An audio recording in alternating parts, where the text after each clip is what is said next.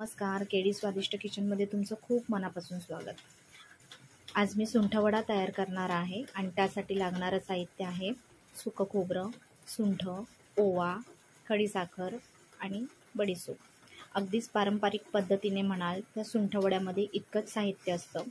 कढई गरम करून घेतली आहे प्रथम मी. त्यामध्ये सुकं खोबरं घेतलेलं आहे किसून. आपल्याला हलक्या प्रमाणात चांगलं गरम करून घ्यायचं आहे. प्रत्येक जिन्नस आपल्याला याच पद्धतीने गरम करून घ्यायचे आहे की जेणेकरून आपला सुंठवडा हा जास्त काळ टिकून राहील.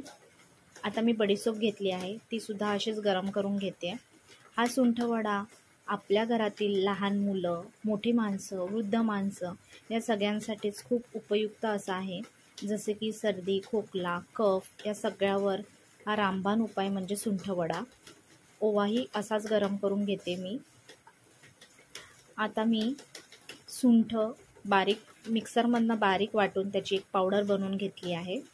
त्याच पद्धतीने खडीसाखरसुद्धा अशीच बारीक मिक्सरमधनं वाटून पावडर बनवून घेतलेली आहे. आता आपण सुकं खोबरं जे गरम करून घेतलं होतं ते छान हाताने बारीक करून घेणार आहोत. मिक्सरमधनं जर बारीक करून घेतलं तर त्याला एक विशिष्ट ओलावा येऊ शकतो आणि आपला सुंठवडा खराब होऊ शकतो. त्यासाठी अशा पद्धतीने हातानेच करून घ्यायचं आहे. आता त्यामध्ये एक एक करून सगळं साहित्य मिक्स करून घ्यायचं आहे. बडीशेप घेतली आहे, ओवा घेतला आहे. सुंठवडा म्हटलं की सुंठ हे अधिक प्रमाणात आणि सुंठ हे गरम तसंच तिखटही असतं. त्यासाठी इथे आपण साखरेचा वापर करतो. खडीसाखर असेल तीही घेऊ शकता, साखर असेल तीही घेऊ शकता.